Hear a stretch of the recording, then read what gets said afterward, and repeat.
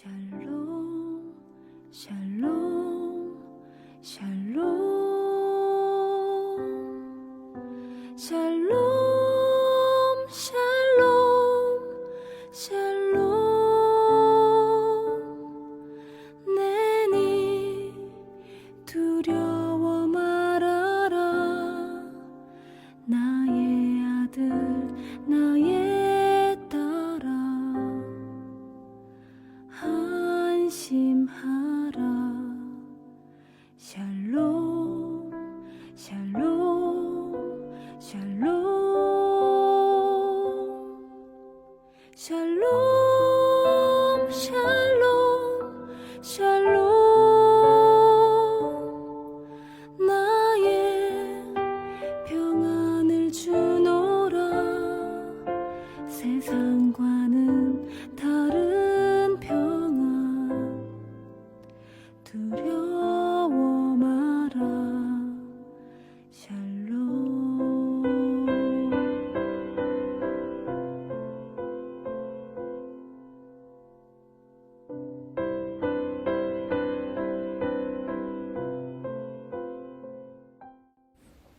1월 25일 늘 새벽 예배를 하나님 앞에 올려드리겠습니다.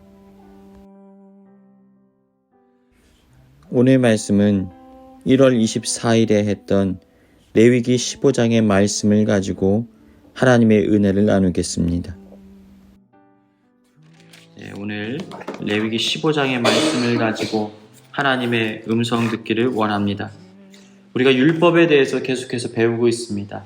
그런데 이 율법의 말씀이 사실 우리한테 평안하지는 않아요. 그리고 오늘날 21세기를 살아가는 우리에게 이 율법의 말씀이 과연 우리에게 도움이 되는가? 이것이 무슨 의미인가? 그래서 성경 읽기조차도 간혹 꺼려질 때가 있습니다. 혹은 이 내용이 시대착오적인 내용이 아닌가?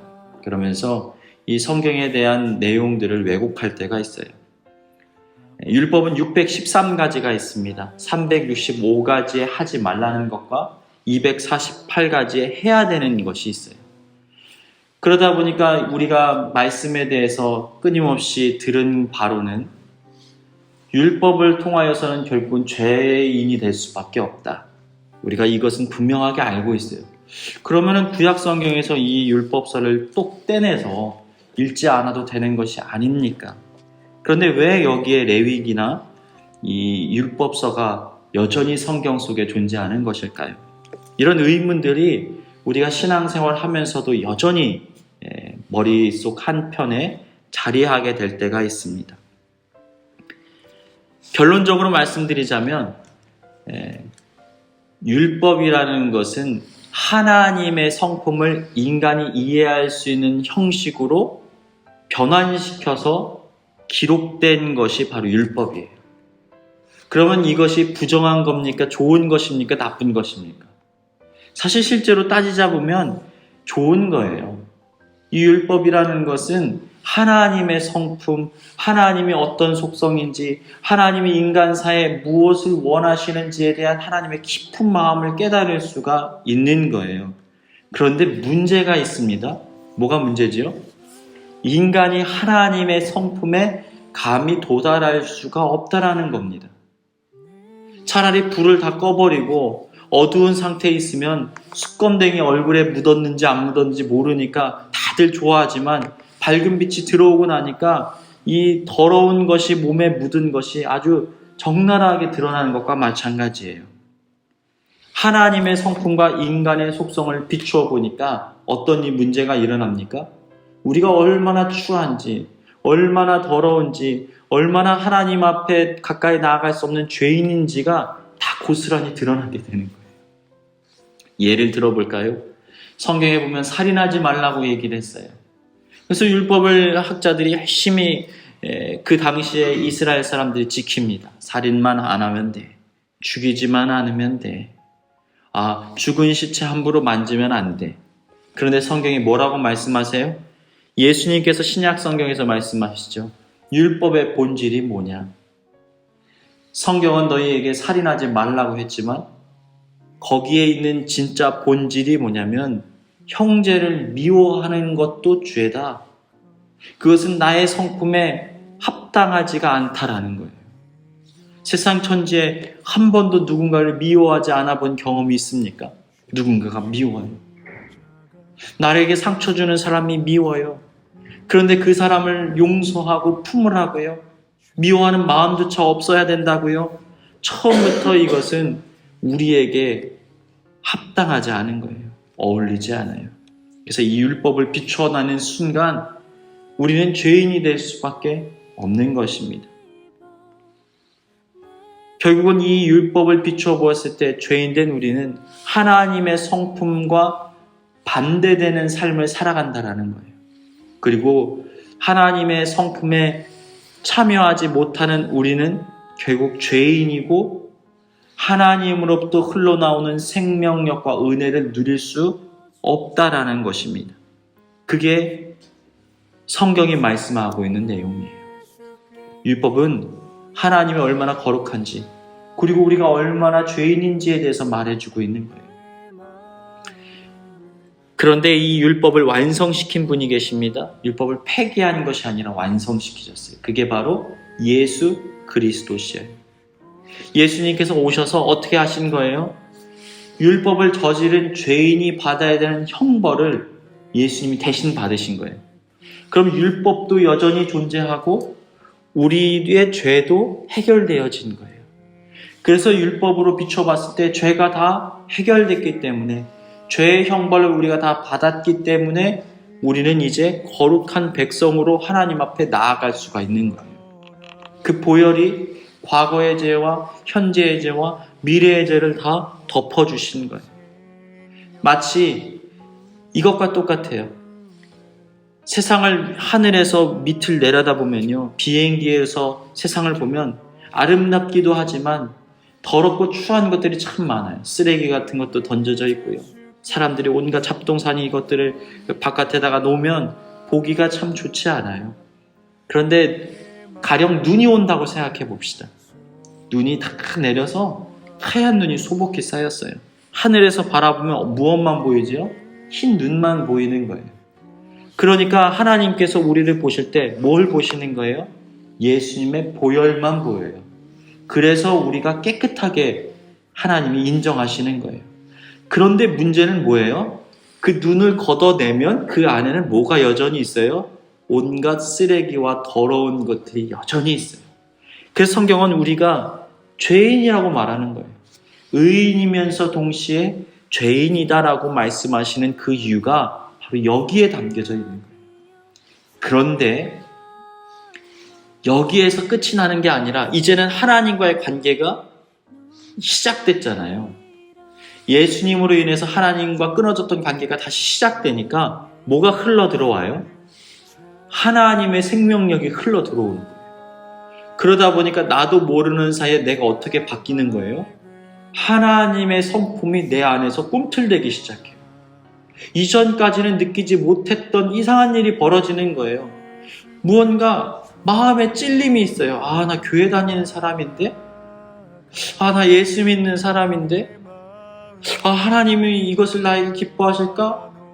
내가 생각하지도 못했고 내가 문제라고 여기지 않았던 것들에 대해서 양심의 찔림을 느끼기 시작해요. 아, 내가 어떻게 하면 주님을 기쁘시게 할 수 있을까? 어떻게 하면 주님을 더 많이 생각할 수 있을까? 어떻게 하면 주님과 더 가까워질 수 있을까? 나도 모르는 사이에 내 안에서 이해할 수 없는 기적과 같은 일이 일어나게 되어지는 거예요. 이것을 가리켜서 성경은 우리에게 구원받았다라고 말하는 거예요.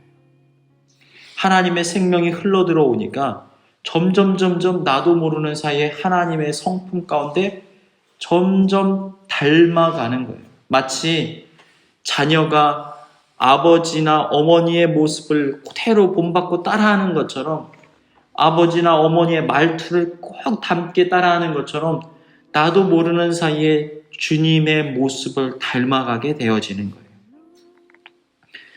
그러니까 이 율법이라는 것은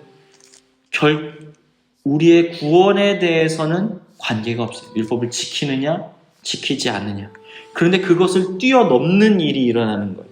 나도 모르는 사이에 살펴보니까 하나님이 말씀하신 그 율법 안에 담겨져 있는 하나님의 마음에 내가 참여하고 있구나. 하나님의 마음을 내가 느끼고 있구나. 라는 사실을 발견하게 되는 거예요. 그러니까 율법은 나쁜 것이 아니라 우리에게 선한 거예요.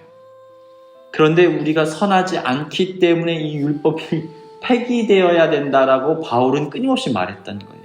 그런데 이것을 완성하신 분이 예수 그리스도시고 그 예수 그리스도를 통하여서 우리가 하나님의 생명력을 공급받고 우리가 새로운 사람으로 변화되어지는 것이다. 그것이 우리의 삶이고 신앙생활이라는 것입니다. 사랑하는 여러분, 율법에 대한 바른 이해와 깨달음 속에서 우리의 삶을 살아내시길 주님의 이름으로 축복합니다. 그래서 이런 고민 안 하셔도 될 것 같아요. 목사님이 성경에 보니까는 돼지고기 그리고 비늘 없는 음식들 먹지 말라고 했는데 이거 먹으면 죄 짓는 거죠? 먹으면 안 되죠? 성경에 말하고 있죠.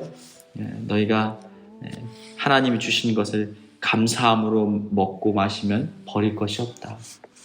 더 중요한 건 고린도전서 10장 31절 그런즉 너희가 먹든지 마시든지 무엇을 하든지 다 하나님의 영광을 위하여 하라. 이게 우리의 삶의 기준이 되어서 우리의 신앙생활 하는데 우리의 삶을 살아가는데 더 하나님 앞에 가까이 나아가는 그러한 복된 삶이 되시길 축복합니다. 여기 보면요, 이제 우리 말씀을 15장을 살펴보니까요, 어떤 내용이 등장합니까? 유출병이 생겼다라는 거예요. 유출병이라는 것이 두 가지의 문제로 우리가 진단할 수가 있을 것 같아요. 몸에 있는 피부병이 될 수가 있고요. 또 하나는 뭐냐면 이제 뭔가 곪고 썩어서 고름이 나오는 상황이 유출병이라고 말을 하는 거예요. 그런데 이 문제가 뭐냐면 이것이 심각해지거나 이게 단순히 개인의 질환이 아니라 이게 전염병일 가능성도 지금 배제하지 않는 것이 오늘 본문의 내용입니다. 우리가 한번 코로나의 시기를 겪었지요. 코로나라는 전염병이 얼마나 무시무시한지에 대해서 우리는 분명하게 깨달을 수 있었습니다. 다 연결되어 있고 각 나라와 각 도시가 서로 긴밀하게 모든 것들로 연결되어 있었는데 그것이 단숨에 끊어지는 일들이 일어나는 거예요. 또 세상이 얼마나 촘촘하게 엮어져 있었는지도 그동안에 알 수 있었는데 이 코로나 팬데믹이 터지고 난 이후에 그 모든 것들이 단절되고 끊어지는 단절의 시간들을 보내야만 했습니다. 그게 참 무섭더라고요. 내가 누군가에게 감염될 수 있다라는 두려움도 있지만 더 두려운 게 뭐예요? 또 내가 누군가에게 감염을 시킬 수도 있다라는 게 우리 안에 막연한 두려움으로 자리 잡아서 사람을 가까이 대할 수가 없는 거예요. 오늘날에도 벌써 3년의 시간이 흘렀지만 어떻습니까? 기침이라도 하면요, 내가 혹시 하면서 스스로를 조심스럽게 생각할 수밖에 없는 이런 일들이 오늘 우리의 삶에 일어나고 있어요. 또 누군가가 이렇게 기침을 계속 하고 있으면 어때요? 마음에 움츠러들어요. 긴장감이 생겨요. 이거 조심해야 되는데. 바로 이러한 우리의 심리와 마음의 상태 속에서 오늘 본문을 살펴보면 하나님이 왜 이런 말씀을 하셨는가에 대해서 깜짝 놀랄 수밖에 없습니다. 오늘 본문 보니까 뭐라고 하는 거예요? 이런 몸에 어떤 질환이 생겼을 때 어떻게 한다는 거예요? 부정하니까 따로 격리돼서 시간을 보내라는 거예요. 하루를 살펴보라는 거예요. 그런데 하루를 살펴봐도 문제가 없으면 다시 자신의 삶을 살아낼 수 있는데 그 이후까지도 계속 문제가 일어나게 되면 깨끗하게 몸을 씻고 7일 동안 어떠한 상황인지를 잘 살펴서 이제 7일부터는 자가격리가 해제된다는 거예요. 그리고 8일째 되는 날에 제사장에게 가서 자신의 몸을 보이고 하나님 앞에 속죄 제사를 드리라고 말씀하고 있는 것입니다. 여러분, 여기에 놀라운 비밀들이 담겨져 있어요. 첫 번째는 뭐냐면 그 당시에는 과학 문명이 발달된 때가 아니에요. 병균이 있는지에 대한 여부조차도 알지를 못하는 그러한 시대를 살아갔다라는 것입니다. 그런데 벌써 그 시대에 뭐가 있는 거예요? 이러한 전염병에 대한 대비책이 성경을 통해서 말씀하고 있는 거예요. 며칠을 자가격리하라고요? 7일을. 하나님이 이 모든 상황들을 다 알고 계신 것처럼 우리 가운데 그러한 메시지를 전하고 계신 거예요. 과학이 어디서부터 나왔습니까? 의학이 어디서부터 나왔습니까? 사실은 이 모든 것들이 하나님의 손 안에 있다라는 거예요. 현미경도 없고 의료 기술도 없고 무엇 때문에 사람들이 병에 걸리는지도 알지 못하던 그 수천 년 전의 사람들에게 하나님은 이런 높은 치료의 방법 또 의학적인 방식을 가르치고 계신 거예요. 오늘날 우리는 이것을 어떻게 해석해야 될까요? 우리의 생명이 누구의 손 안에 있다라는 거예요? 하나님의 손에 있다라는 거예요. 지혜의 근본이 누구십니까? 바로 하나님이시라는 거예요. 그 하나님을 믿고 신뢰하며 따라가시길 주님의 이름으로 축복합니다. 두 번째 중요한 게 있어요. 이것은 공동체를 지키기 위함도 맞지만 사실은 그 병에 걸린 사람을 지키기 위함이었다는 거예요. 그 당시에 많은 사람들은 이러한 전염병으로 인하여서 큰 고통과 괴로움을 당하는 일들이 빈번했습니다. 이 사회 자체가 이 깨끗함에 대한 개념이 없기 때문에 병원균에 대한 개념이 없기 때문에 내가 몸을 왜 씻어야 되는지도 알지도 못하고 그리고 왜 질병이 일어나는지도 정확하게 알지 못해요. 그런데 분명한 사실은 눈에 띄게 뭔가 몸에서 이상 반응이 일어난 사람을 가까이에서는 안 된다라는 것은 분명히 아는 거예요. 많은 경험을 통해서 축적된 거예요. 아, 저 사람 몸이 갑자기 뭔가가 생기기 시작했어. 뭔가가 고름이 나기 시작했어. 저기서 몸에서 냄새가 난다. 그러면 어떤 일이 벌어지기가 쉽겠습니까? 어떻게 할까요?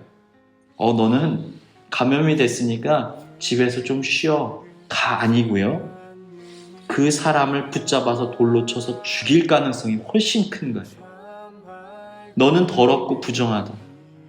그리고 어떻게 생각해요? 그 당시에는 종교성이 강하다 보니까 의학적으로 생각하지 못해요. 저거 지금 몸에 이상 반응이 일어났네? 저거 하늘로부터 저주를 받았구나. 그러면 저 저주받은 자를 돌로 쳐서 죽여서 우리가 더 이상 이 저주의 영향력 아래 있지 않도록 우리를 보호해야겠다라고 말하는 거예요. 무슨 이상한 문제만 일어나면 누구라도 죽임을 당하는 일이 일어나는 겁니다. 그럴 수밖에요. 나를 지키기 위해서 불안한 거예요. 여러분, 코로나의 시대를 한번 생각해 보세요.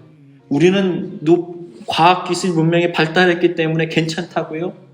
여러분, 이 지하철 안에서 누가 마스크를 쓰지 않았고 마스크를 써서 서로 다투고 싸우는 것들이 오늘날에도 있었잖아요.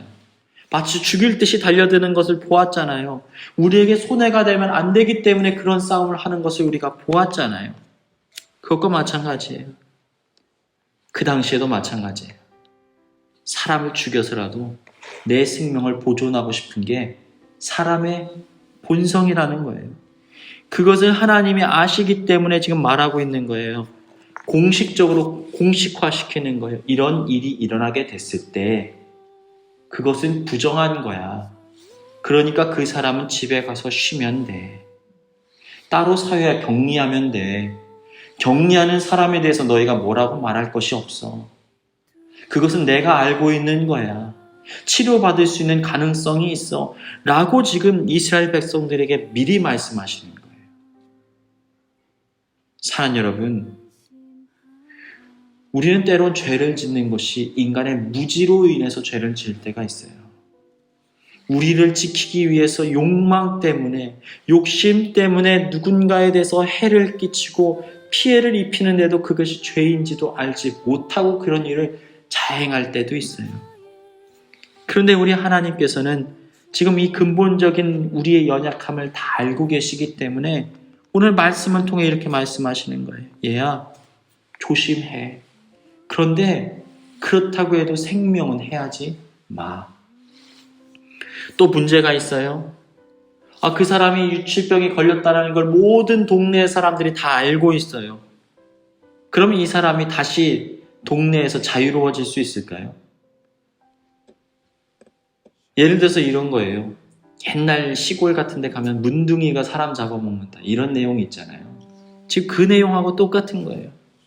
막연한 두려움과 공포에 휩싸여서 무언가 사람이 이 일그러진 형상과 모양으로 사람이 움직이면, 누군가가 사는 그런 집이 있다 그러면 사람들이, 동네 아이들이 무서워서 그곳에 가까이 가지도 않잖아요. 사람들이 그 사람을 향하여 손가락질 하잖아요. 문둥이 집이야. 이 사람 이상한 곰보 집이야. 평생을 손가락질 당해야 되는 거예요. 그 사람은 그 꼬리표에서 결코 떨어져 나올 수가 없어요. 그런데 성경에 뭐라고 말씀하시는 거예요? 7일 동안 네가 그 문제에 대해서 해결을 받으면 8일째 제사장에 가서 네 몸을 보이고 치료받았다는 것을 검사받으라는 거예요. 그 당시에 제사장이 의사의 역할도 같이 했거든요. 그렇기 때문에 그 몸이 치료받았으면 깨끗함을 받았다는 것에 대해서 뭐 하라는 거예요? 증명받고 자유함을 얻으라는 거예요. 이것이 바로 하나님께서 오늘 우리에게 하시는 말씀이에요. 얘야, 너가 죄에 의해서, 어떤 사정과 상황에 의해서 삶이 매여 있는 것을 원하지 않아. 여러분 잘 보세요. 죄는요, 항상 과거의 일이 현재에도 영향을 미칩니다. 저거 도둑놈이야 라고 말했을 때 지금 이 도둑이라고 하는 속성이 그 사람의 과거의 속성입니까? 현재의 속성입니까? 과거의 죄를 지은 거예요. 저 사람 살인자야 하면 지금 살인을 하고 있는 사람을 살인자라고 합니까? 과거에 살인을 한 사람을 살인자라고 합니까? 과거에 한 사람을 살인자라고 해요. 도둑놈이라고 하는 거예요. 과거에 죄를 지었기 때문에 현재도 죄를 지을 수 있는 가능성이 있다. 그래서 그 사람은 도둑이 되는 거예요. 마치 주홍 글씨처럼 한 번 죄를 지은 사람은 이제 앞으로 영원히 죄인의 꼬리표를 달고 삶을 살아갈 수밖에 없어요. 그런데 성경은 뭐라고 말해요? 현재를 살으라는 거예요. 이전 것은 지나갔으니 보라 새 것이 되었도다. 나는 너를 정결하게 하는 자야. 그러니까 오늘의 삶을 살아라. 과거에 얽매이지 말아라. 이제 너는 죄에서 벗어나 자유자가 되어라 라고 성경에 말씀하고 있는 거예요. 여러분, 율법에 담겨져 있는 하나님의 마음이 바로 이런 내용이에요. 과거에 있는 죄로 인해서 오늘의 우리의 삶이 고통받는 것을 하나님은 결코 기뻐하지 않으신다라는 거예요. 이것이 바로 율법에 매여 있는, 율법에 담겨져 있는 하나님의 진정한 메시지예요. 사랑하는 여러분, 과거에 매여 삶을 살아가지 마시기를 바랍니다. 지난 시간들에 얽매여서 슬퍼하지 마시길 바랍니다. 누군가의 손가락질이나 누군가의 이야기에 귀를 기울이지 마시길 바랍니다. 하나님께서는 그것을 기뻐하지 않으세요. 하나님을 믿는 자라면 오늘의 삶이 내가 하나님과 맞닿아 있기 때문에 은혜의 삶을 살아가고 있다는 것, 그것을 더 중요하게 여기시는 분이에요. 내가 오늘 너와 함께 하리라. 근데 신앙생활도 이와 마찬가지예요. 과거에 우리가 신앙생활을 잘했어요. 제가 얼마나 신실했는지 몰라요. 제가 교회 청년부 학생 회장이었어요. 그런데 지금의 나는 어떻습니까? 내가 지금 이 순간 하나님하고 맞닿아 있지 않으면 지난 것들은 우리에게 더 이상 효력이 되어지지 않아요. 만약 여전히 내가 그 사랑의 흐름을 본받아서 이곳까지 흘러왔다면 그것이 시너지가 되어서 강력한 영향력으로 우리의 신앙과 믿음을 붙잡아 줄 것입니다. 그런데 내가 단절되어 있다면, 지금은 하나님과 동행하지 않는다면 그것은 과거의 일이지, 과거의 나이지, 오늘의 나랑 관계가 없는 거예요. 이것이 바로 성경이 말하고 있는 우리의 삶의 메시지인 것입니다. 사랑하는 여러분, 오늘 말씀을 통하여서 하나님께서 오늘 우리에게, 나에게 무엇라고 말씀하시는지를 온전히 깨달으시길 주님의 이름으로 축복합니다.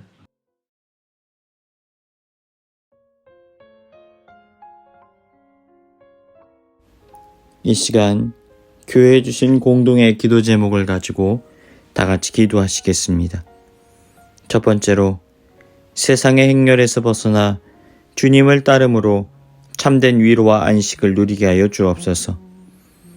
사망에서 생명을 건지시고 능력과 승리를 주시는 주님과 동행함으로 참된 기쁨을 누리며 오늘을 살게 하여 주옵소서. 우리는 푸른 교회가 맡겨주신 사명을 온전히 감당함으로 주님의 마음에 합한 아름다운 교회 되게 하여 주옵소서. 다 같이 기도하시겠습니다.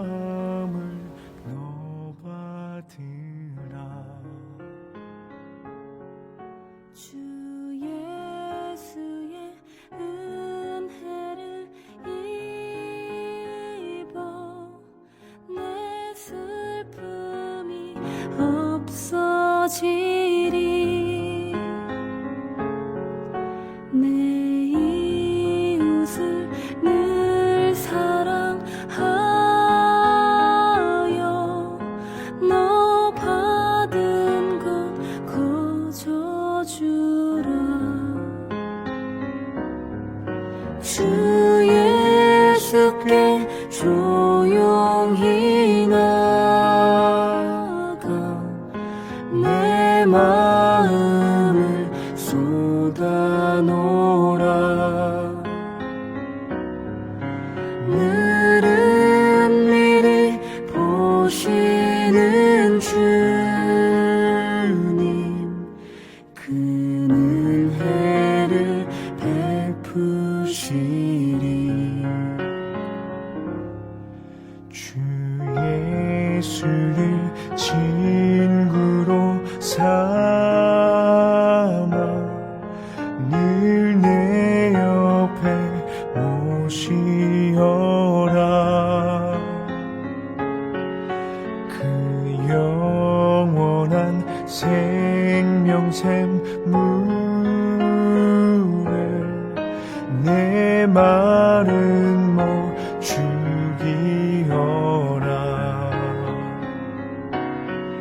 주 예수께 조용히 나가 내 마음을 쏟아놓으라. 늘은 미리 보시